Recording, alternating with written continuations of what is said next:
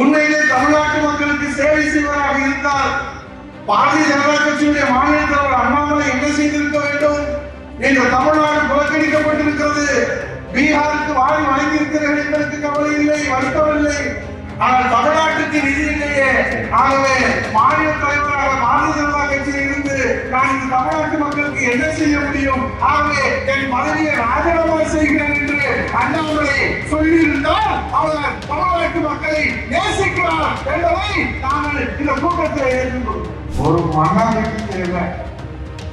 வாயிலே பேசினா தமிழ்நாட்டு மக்களை ஏமாற்றுவாங்க.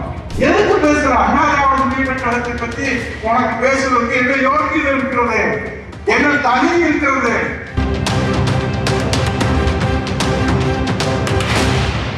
உங்க அசைன்மெண்ட் என்ன ஆகுன்றது ஆண்டவன் கணக்கு. ஆனால் அண்ணா திராவிட முன்னேற்ற கழக தொண்டர்கள் இணையத்தில் சுமந்து கொண்டிருக்கிற அந்த அசைன்மெண்ட், அது 8 கோடி தமிழர்களுக்கான அசைன்மெண்ட். அண்ணா திராவிட முன்னேற்ற கழகம் மீண்டும் ஆட்சி கட்டிலே அமர்வு என்கிற அந்த அசைன்மெண்ட் அமித்ஷா கொடுத்திருக்கிறார் என்ற காரணத்தினால இன்றைக்கு நீங்கள் முதல் பக்கத்தில் அதை போட்டுவதனால மக்கள் இதயத்தில் இருக்கிற அனைத்துக்கு அண்ணா திராவிட முன்னேற்ற கழகம். இங்கே நான் கேட்கிறேன், இந்த மக்களுக்கு முதலாக அன்னதான திட்டத்தை வடிவமாக சத்துணவு திட்டத்தை கொடுத்த தலைவர் யார் என்று பிறக்கிற குழந்தையை கேட்டால் சொல்லும், அது சத்துணவு திட்டம் என்ற சரித்திர நாயகன் புரட்சி தலைவர் எம்ஜிஆர் என்று சொல்கிறார்.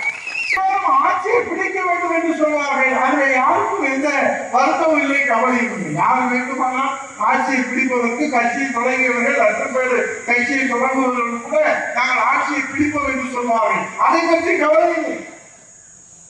ஆனால் ஒரு செயல்வீரர் கூட்டத்தில், ஒரு கட்சி கூட்டத்தில், ஒரு ஆலோசனை கூட்டத்தில் நீங்கள் அண்ணா திராவிட முன்னேற்ற கழகத்தை பற்றி பேசுவதற்கு உங்களுக்கு யார் அதிகாரம் கொடுத்தது?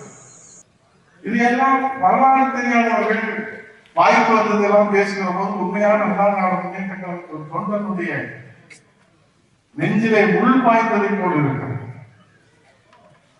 ஒரு செயல்வீரர் கூட்டத்தில் நீங்கள் என்ன பேச வேண்டும்? உங்கள் கட்சி தொண்டர்களை உற்சாகப்படுத்த வேண்டும் என்று சொன்னால்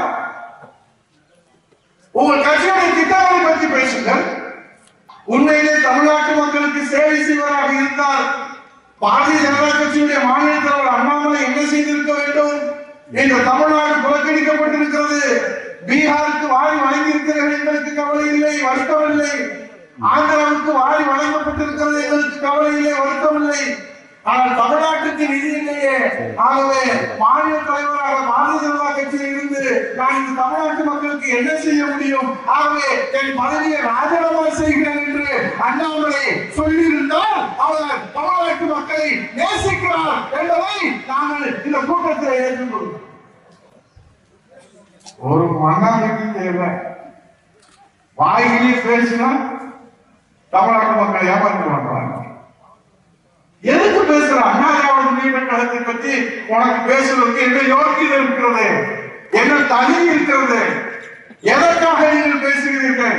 இப்போது சொல்கிறேன், அண்ணாமலை அவர்களை இந்த சாமானிய தொண்டர் 2வது தலைமுறையாக இந்த இயக்கத்திலே கடைக்கோடி தொண்டராக உழைத்துக் கொண்டிருக்கிற இந்த உதயகுமார், இந்த மண்ணிலிருந்து சொல்லுகிறேன், தமிழ் மண்ணிலிருந்து சொல்லுகிறேன், மீண்டும் புரட்சி தலைவர் எடப்பாடியார் தலைமையிலே அனைத்து இந்திய அண்ணா திராவிட முன்னேற்ற கழகம், அம்மாவுடைய புனித அரசு, புரட்சி தலைவருடைய புனித அரசு இந்த தமிழ் மண்ணிலே 8 கோடி தமிழர்களுடைய ஆதரவோடு மனம் என்பதை அண்ணாமலை அவர்களை புரிந்து கொண்டு அண்ணாமலை அவர்கள் வரலாறை பார்த்துவிட்டு இது போன்ற வார்த்தைகளை நீங்கள் உடல்களை நிறுத்திக் கொள்ள வேண்டும் என்பதை எச்சரிக்கையாக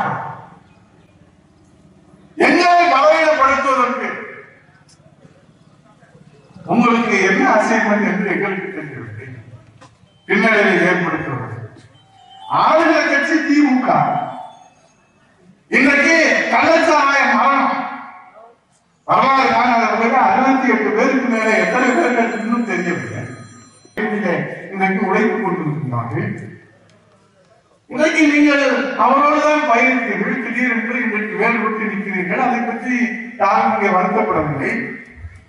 அண்ணா திராவிட முன்னேற்ற கழகம் என்பது ஏதோ நேற்று பெய்த மழைகளை இன்றைக்கு முளைத்த காலம் அல்ல, உங்களை போன்ற தலைவர்கள் அல்ல. ஆகவே புரட்சி தலைவர் எடப்பாடி அவர்கள் 50 ஆண்டு கால பொது வாழ்க்கைக்கு சொந்தக்காரர். இந்த இயக்கத்தை இன்றைக்கு எதிரிகளிலிருந்து துரோகிகளிலிருந்து காப்பாற்றுவதற்காக தன்னை அர்ப்பணித்து உழைத்துக் கொண்டிருக்கிறார்கள். அவர்களோடு மூத்த அமைச்சர்கள், முன்னாள் அமைச்சர்கள், தலைமை கழக நிர்வாகிகள் இங்கே இருந்தவர்களுக்கு வந்து உழைத்துக் கொண்டிருக்கிறார்கள். ஆகவே இந்த அசைன்மெண்ட்டுக்குலாம் தமிழ்நாட்டில் வேலை இல்லை. ஒரே அசைன்மெண்ட், தமிழ்நாட்டு மக்களின் அசைன்மெண்ட், அண்ணா திராவிட முன்னேற்ற கழகம் மீண்டும் ஆட்சி கட்சி அமலும் எடப்பாடியா மீண்டும் முதலமைச்சர் ஆவதுதான் தமிழ்நாட்டு மக்களுடைய 8 கோடி தமிழர்களுடைய ஒரே அசைன்மெண்ட்.